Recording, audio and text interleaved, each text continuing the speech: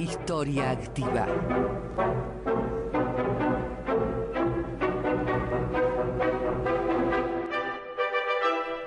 Muy buenas tardes, iniciamos otra edición de Historia Activa y otra semana de Historia Activa, y como todos los días hábiles y feriados les decimos, clave la sintonía en el 960, nuestra amplitud modulada. Historia Activa, un programa hecho por historiadores para ustedes, con la producción general de Rosa Grintal, del historiador asociado Alejandro Cruz, en la investigación bibliográfica Clara María Vargas, y quien les habla, la dirección general, José Luis Orlando. Los invitamos a escuchar este programa de historia dedicado a usted. Buenas tardes, señor Alejandro Cruz. Buenas tardes, José Luis. Buenas tardes a toda nuestra querida audiencia de Historia Activa.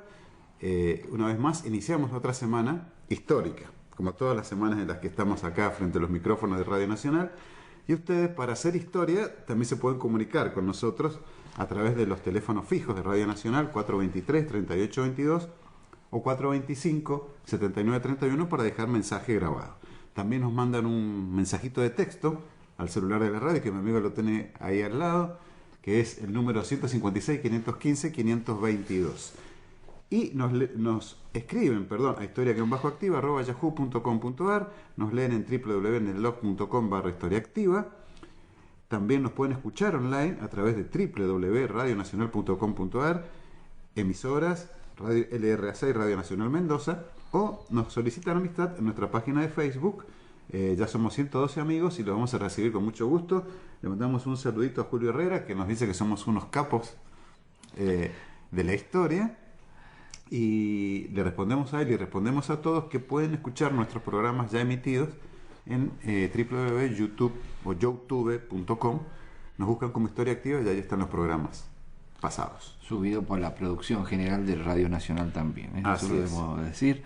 Bueno, aquí, o si no, nos consultan a nosotros, también tenemos audios de los programas. Tenemos todos los audios del programa, tenemos todo. Mire, hay un archivo muy grande, ¿no? Sí, sí, a cargo de usted es el que atesoró eso, ¿eh? Claro, desde tamañas épocas, ¿no? Uf. Desde tamañas épocas. Hasta que llegó la productora Rosa Grintal, que sintetizó y aglutinó todo esto, ¿no? Así es. Bueno, nosotros hemos querido dar una continuidad de los temas que hemos venido tratando la semana pasada. Y nosotros veníamos en este espiral, digamos, si se puede llamar así, siguiendo a un viejo historiador de la filosofía, o un filósofo de la historia también, que fue Juan Bautista Vico, ¿no? Un serbio italiano. Bueno, el tema es que en este espiral, justamente, hablábamos del Tratado de Múnich, de la Guerra Mundial, hablamos de la agresión a partir del 1 de septiembre de 1939, y ahora queremos decir que esta semana va a ser esto. ¿Cuál es la relación de la Argentina con la guerra, la preguerra, la guerra y la posguerra? Es decir, porque teniendo en cuenta que la guerra duró de 1939 a 1945. Y le digo que en el plano diplomático pasó de todo, ¿sí? Existen políticas neutralistas, existen políticas rupturistas. El Congreso se dividió en aliadófilos, y dentro de los aliadófilos, los que estaban para el bando británico, para el bando de Estados Unidos, y también los hubo germanófilos.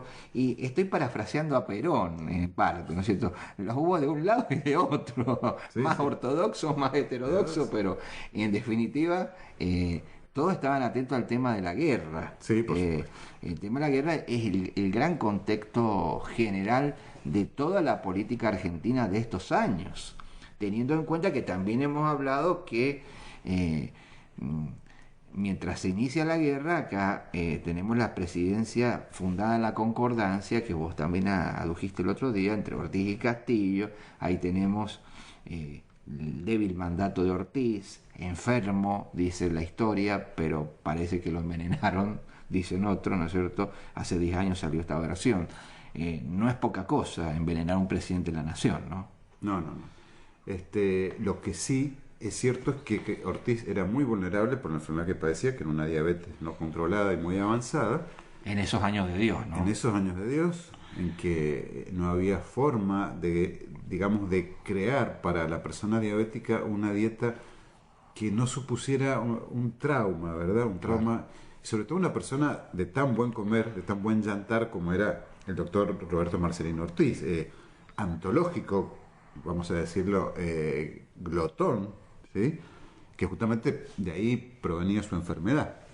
Yo les recomendé en cierta oportunidad, cuando nombré a los presidentes que habían fallecido ejerciendo su mandato, tanto Roque Sáenz Peña como él murieron como complicaciones de la diabetes. Y en cuanto a Ortiz, hay un libro muy bueno de el gran Félix Luna, que es La Argentina Opulenta, se lo recomendamos otra vez. Ahí están todos los detalles médicos y cómo influyó en la política. Pero lo que nos interesa a nosotros saber es que Ortiz estaba a favor de los aliados, era pro aliado. Y Castillo, el vicepresidente, era germanófilo acérrimo. ¿Y qué pasó? La debilidad del presidente se notó acá, porque desde un principio Ortiz estuvo a favor de Inglaterra, porque por su mentalidad, su accionar era pro-británico y aliadófilo, pero las sucesivas licencias por enfermedad contribuyeron a que finalmente se fuera imponiendo la postura del vicepresidente, que era quien ejercía los interinatos mientras el presidente estaba enfermo, con parte de enfermo, y se comenzó a tejer también una red subterránea o clandestina con la embajada alemana, concretamente con Herr von Tenenbaum, que era el embajador del Tercer Reich en la Argentina, quien utilizó, sobre todo a Buenos Aires, como un polvorín en donde fue guardando y reservando armas bajo el guiño de la embajada argentina, obviamente, y del gobierno argentino en general. Sobre todo para ellos, ¿no? Claro. Y el tráfico de espionaje. El tráfico de espionaje. Esto era un hervidero. Era un hervidero político aquí en Argentina porque recordemos que el ejército, ya sea su facción liberal o su facción nacionalista, en algo coincidían, eran oficiales que se habían formado en la doctrina prusiana. Eran germanófilos por autonomacía, digamos. Y veían con muy buenos ojos, con mucha simpatía, a la militarización de ese Tercer Reich. Entonces todos hicieron oídos sordos, el ministro de guerra, que era el general Tonazzi, después el general Perpiné. Miraban para otro lado. Miraban para otro lado y el tema era también, no lo podemos obviar, el negociado de la venta de armas, ¿no? Eso era plata que ingresaba también. Y Alemania tenía mucho dinero en esa época. Por lo tanto, en la oposición empezó a germinar la idea de el aliadolfismo. Lo dije mal.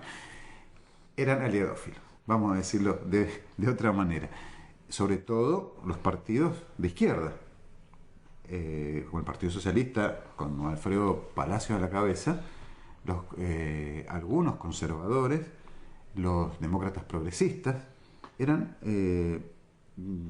aliadófilos y constituyeron una asociación, una alianza argentina que estaba a favor de la ruptura de relaciones con Alemania. Tenemos en definitiva lo que vamos a tratar toda la semana, un espectro muy amplio de la división en los partidos políticos argentinos y en la sociedad misma, sí, dentro de un contexto que este es un hervidero, sin irnos muy lejos, todas las plazas de Mendoza, las plazas principales durante la guerra, como la Plaza Independencia, la Plaza Cobo en la cuarta sección, era un hervidero de espías, porque era gente que no solamente eran ayudados por los inmigrantes que estaban en la Argentina, es decir, el inmigrante alemán no es en la generalidad esto, ¿no?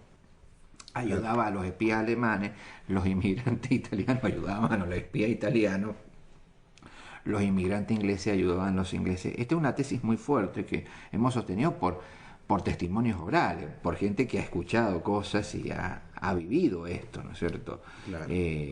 Pero estas provincias, así como vos conociste en alguna oportunidad a un vecino tuyo, dijiste el otro día que el único que tenía un mástil de la bandera argentina, que era de sobreviviente del crucero germano Admiral von Spee, o si queremos llamarle almirante de Spee, ¿no es cierto? Bueno, mi mamá también conoció a vecinos, ¿sí? Pero que después se fueron, ¿no? Hicieron un espionaje y se fueron, porque también tiene otra historia acá, esa microhistoria dentro de la gran macrohistoria de la guerra. Por eso tenemos muchas cosas que decir. Lo que estamos ahora haciendo es adelantar cuestiones generales, Por ¿sí? supuesto. Unas cuestiones generales, digamos, que van a anteceder toda la semana. Vamos a adelantar también que si bien Castillo, que es quien se queda finalmente con el ejercicio pleno de la presidencia de la Nación, es neutralista a ultranza y tiene conexiones con von Tenenbaum, al momento de la caída por el golpe de Estado del 4 de junio de 1943, esta postura neutralista se endurece, o sea, se fortalece estando los militares en el gobierno. Paradójicamente, parece una paradoja esto. Claro, claro.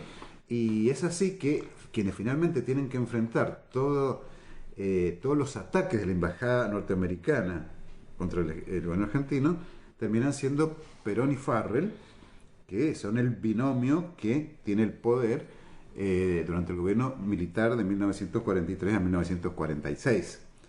Y es más, Perón va a fundar un consejo de guerra que va a estar presidido por él para tratar de dilucidar estos temas que son muy filosos, eran muy delicados. Sí, es muy filoso porque la comunidad estaba también dividida, lo que decíamos recién, pero también estaban divididos, por ejemplo, lo que vamos a tratar, no sé si el miércoles o quizás el viernes, lo digamos, no sé por qué, por los tiempos radiales y porque los temas son muy vastos, la inducción de los aliados en las frecuencias de radio argentina, en la frecuencia AM, ¿sí? Estaba Radio Nacional también, Sí. La espiaban a Radio Nacional. hay mucha tela que cortar, y esto lo descubrió un gran cientista social que es el doctor Carlos Escudé, fue su tesis doctoral. Es muy interesante, está en la RKO Pictures, que usted lo puede haber visto en alguna película, el logo. Bueno, Sí. hay un panorama muy amplio en esta Argentina mientras se desarrolla la Segunda Guerra Mundial, ¿no? Sí, una tierra muy requerida por ambos bandos, ambos bandos, porque acá se podían abastecer de muchas cosas, Claro. desde combustible hasta comida. Por lo tanto, era necesario tener el apoyo de esta nación. Es lo que le decimos a los alumnos. Piensen ustedes que hasta el aceite de lino, aquel que sirve para enaltecer una madera o preservarla, se vendía todo el aceite de lino, se vendía todo el acero. Bueno, hay gente que hizo fortunas de esto, Sí. Los que tenían las chacaritas en aquel momento. Hay una película argentina que también lo demuestra todo esto. Es muy amplio el espectro. Bueno, Alejandro queda a cargo a partir de mañana, ¿no es cierto? Escúchenlo a Alejandro Cruz. Gracias, María del Carmen, en la operación técnica. Y bueno, nos vemos mañana. Nos vemos mañana. Sigue el boletín informativo a cargo del señor Daniel Bádano y luego Fito Suden en el patio trasero. Hasta mañana. Historia Activa.